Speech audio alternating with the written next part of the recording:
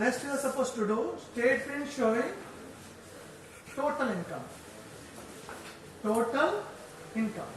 ಅದರಲ್ಲಿ income from salary ಬರೋದಿಲ್ಲ. Income from salary ನಾವು ಮಾಡ್ತಾ ಇರೋದು ಯಾವ್ದು? Joint stock company. ಸ್ಯಾಲರಿಯಲ್ಲಿ ಬರೋದೇ ಸ್ಯಾಲರಿ ಅನ್ನೋ ಪ್ರಶ್ನೆನೇ. ಜಾಯಿಂಟ್ ಸ್ಟಾಕ್ ಕಂಪನಿ ಕೆಲಸ ಮಾಡುತ್ತಾ? ಅಲ್ಲಿ ಕೆಲಸ ಮಾಡೋರು ಇರ್ತಾರೆ, ಕೆಲಸ ಮಾಡೋದಿಲ್ಲ ಅದು, ಅದಕ್ಕೆ ಸ್ಯಾಲರಿ ಬರೋಲ್ಲ. Income from house property. Income from house property. ಇಲ್ಲಿ ಹೌಸ್ ಪ್ರಾಪರ್ಟಿ ಇಲ್ಲ. ಇದ್ರೆ credit side of profit and loss ಅಲ್ಲಿ ಕೊಟ್ಟಿರ್ತಾರೆ, ಅದು ಇಲ್ಲ. ಇನ್ಕಮ್ ಫ್ರಮ್ ಹೌಸ್ ಪ್ರಾಪರ್ಟಿ ಇಲ್ಲ. Next income from business we found 9,75,000. Income from capital gain, that is nil. Income from other source, that is also nil. ಯಾವುದು ಇಲ್ಲ. 9,75,000 ಇದ್ರೆ ಎಲ್ಲಿ ಇರ್ತದೆ? ಅದು ಪ್ರಾಫಿಟ್ ಅಂಡ್ ಲಾಸ್ ಅಕೌಂಟ್ ಅಲ್ಲಿ ಇರ್ತದೆ. ಪಾರ್ಟ್ನರ್ಶಿಪ್ ಅಲ್ಲಿ ಮಾಡುವ ನೋಡ್ಲಿಲ್ಲ ನೀವು? Profit and loss credit side ಅಲ್ಲಿ ಇರ್ತದೆ, ಇಲ್ಲಿ ಕ್ರೆಡಿಟ್ ಸೈಡ್ ಯಾವುದೂ ಇಲ್ಲ. ಆದ ಕಾರಣ 9,75,000. This is called as GTI, gross total income, less deduction under section 80. ಒಂದು ಹೇಳ್ತಾರೆ ಅವರು, deduction under section 80 IB. Deduction under section 80 IB. Small scale ಇಂಡಸ್ಟ್ರಿಯ ಇದು ಕ್ಲೈಮ್ ಮಾಡಬಹುದು ಅಂತ ಹೇಳ್ತಾರೆ. ಕ್ಲೈಮ್ ಮಾಡಬಹುದು. ಎಷ್ಟು ಕ್ಲೈಮ್ ಮಾಡಬಹುದು ಅಂತ ಹೇಳ್ತಾನೆ? 30%.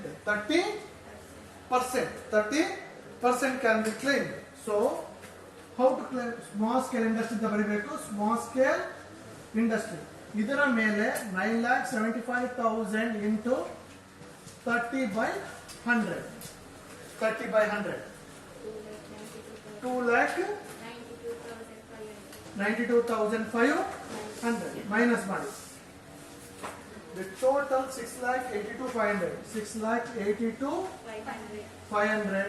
This is called as total income. Total income. Total income. Cost knowledge. Now we found the total income. Now we are supposed to find tax liability. Tax liability. Tax liability. It's very simple. The tax liability will be 30%. Tax liability will be 30%. Tax 6,82,500 into 30/100 ಎಷ್ಟಾಗುತ್ತೆ? ಎಷ್ಟು? 2,04,750. Add cess. ಈ ವರ್ಷ cess ಎಷ್ಟು percent? 4%. 4% of this. 4% of this cess. 8,190. 8,190. Total ಮಾಡಿ.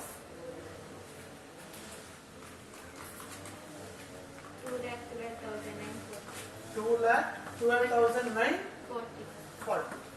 This is a tax supposed to be paid to the government, but ಇಲ್ಲಿ ಒಂದು option ಇದೆ. Listen, there is one option here. ಇವಾಗ ನಾವು ಇನ್ಕಮ್ ಫ್ರಮ್ ಬಿಸ್ನೆಸ್ ಪ್ರಕಾರ ಮಾಡ್ಕೊಂಡು ಹೋದ್ವಿ tax liability. But joint stock company ಒಂದು ಆಪ್ಷನ್ ಇದೆ. We can find the tax liability through mat, minimum alternative tax. Minimum alternative tax ಇದರಲ್ಲೂ ಮಾಡ್ಬೋದು, ಮಿನಿಮಮ್ ಆಲ್ಟರ್ನೇಟಿವ್ ಟ್ಯಾಕ್ಸ್ ಅಲ್ಲೂ ಮಾಡ್ಬೋದು. ಬಟ್ ರೂಲ್ಸ್ ಏನು ಹೇಳುತ್ತಂತಂದ್ರೆ ನೀವು ಎರಡರಲ್ಲಿಯೂ ಮಾಡಬೇಕು. ಫಸ್ಟ್ಗೆ ಮಾಡಿ ಆದ್ಮೇಲೆ ಯಾವುದರಲ್ಲಿ ಟ್ಯಾಕ್ಸ್ ಜಾಸ್ತಿ ಬರ್ತದೋ ಅದನ್ನ ತಗೊಳ್ಳಲೇಬೇಕು. ನಾವು ಸಪೋಸ್ ಟು ಇಷ್ಟು ಆದ್ಮೇಲೆ ನಾವು suppose to go for MAT. Suppose to go for MAT. ನಾವು calculation of book profit as per mat.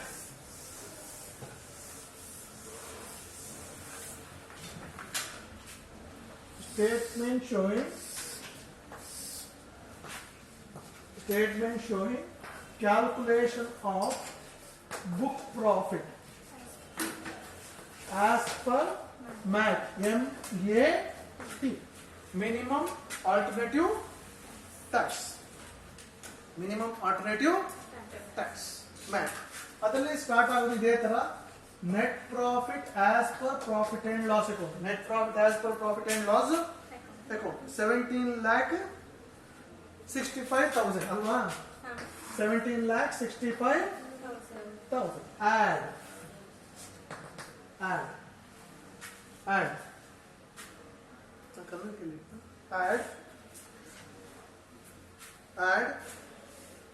some items.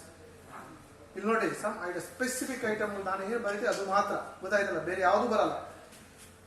Income tax first ಇತ್ತು. Income tax which is given in this problem 2,80,000. ಮತ್ತೆ ಬರುವಂತದ್ದು provision for unascertained, any provision for unascertained liability, any provisions unascertained liabilities 60,000. Loss from subsidiary company 20,000. Proposed dividend 50,000. Depreciation ಏನು ಕೊಟ್ಟಿದ್ದಾರೆ ಅದು 4 lakhs. Depreciation 4 lakhs. ಇನ್ನು ಕೆಲವೊಂದು ಐಟಮ್ಗಳು ಬರ್ತದೆ, ಅದನ್ನು ಅಗ್ರಿಕಲ್ಚರ್ ಎಕ್ಸ್ಪೆನ್ಸಸ್ ಕೊಟ್ಟರೆ ಅದನ್ನು ತಗೋಬೇಕು. Agricultural expenses, interest on any ಬಾಂಡ್ಗಳು ಕೊಟ್ಟರೆ ತಗೋಬೇಕು.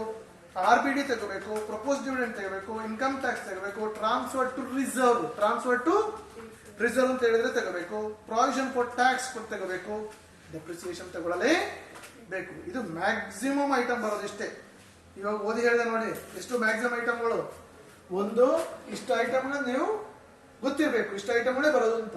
ಒಂದು ಇನ್ಕಮ್ ಟ್ಯಾಕ್ಸ್, ಪ್ರಾವಿಷನ್ಗಳು, loss from subsidy, propose dividend, depreciation, ಮತ್ತೆ agriculture expenses, any interest on bonds, ಮತ್ತೆ transfer to reserve, provision for tax and depreciation. That's all. Do the total, put it out. How much you get? 8,10,000.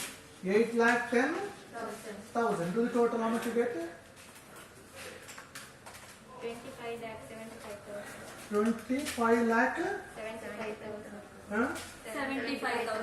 75,000. Less. There are items should get it deducted. ಅದರಲ್ಲಿ first ಬರುವಂತದ್ದು ಯಾವುದು ಅಂದ್ರೆ depreciation.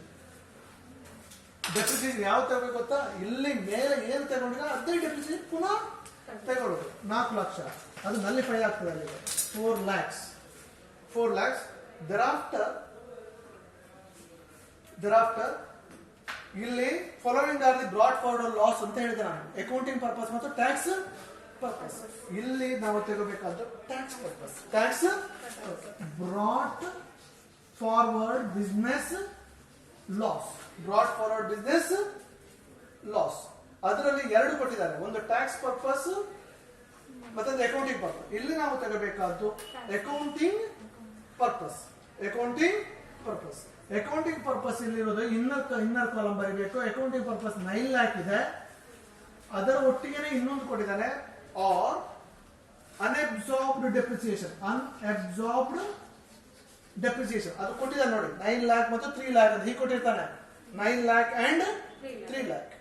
So ಇದು 3 lakh, unabsorbed depreciation is 3 lakh. So from these two, whichever is least 3 lakhs total ಮಾಡಿ minus ಮಾಡಿ ಎಷ್ಟಾಯ್ತು? 7 lakhs minus ಮಾಡಿ. This is called as book profit. 18,75,000.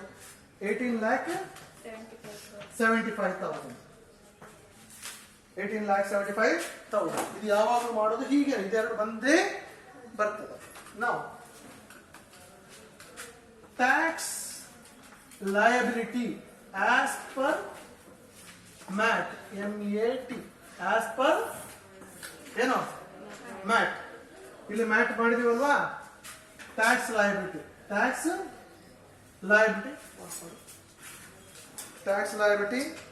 Mat.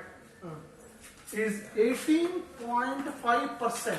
18.5% on this. 18,75,000 into 18.5 divided by 100. How much you get? 3,46,875. 875. Add cess. Cess is 4%. Add cess 4% on this. On this. How much you get? 13,875. Do the total of this.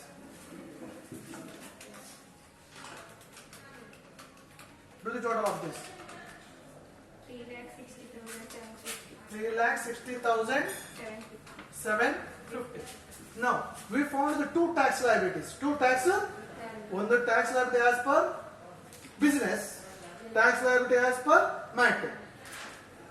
So ಯಾವುದು ಜಾಸ್ತಿ ಇದೆ ಇದರಲ್ಲಿ? MAT. So here we are supposed to consider tax liability as per MAT. Tax liability as per MAT. Then tax liability as per income from business. As per income from business. Here whichever is higher to be taken into consideration. ಒಂದು note ಬರಿಬೇಕು ಕೆಳಗಡೆ. ಇಲ್ಲಿ tax liability as per MAT to be taken into consideration. Tax liability as per MAT to be taken into consideration. Right.